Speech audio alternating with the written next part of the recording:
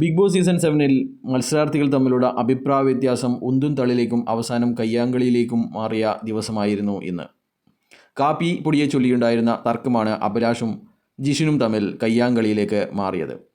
അവസാനം ഇരുവരെയും big boss confession റൂമിൽ വിളിക്കുകയും അവിടെ വെച്ച് ഇത് ഒരു പ്രാങ്ക് ആണ് എന്ന് ഇരുവരും വെളിപ്പെടുത്തുകയും ചെയ്തു. ബിഗ് ബോസിന് പോലും മത്സരാർത്ഥികൾ തമ്മിൽ പ്രാങ്ക് ചെയ്യുകയായിരുന്നു എന്ന കാര്യം അറിയാമായിരുന്നില്ല. അവസാനം ഇരുവരും ബിഗ് ബോസിനോട് തങ്ങൾക്ക് ഈ പ്രാങ്ക് തുടരാമോ എന്ന് ചോദിക്കുന്നുണ്ട്.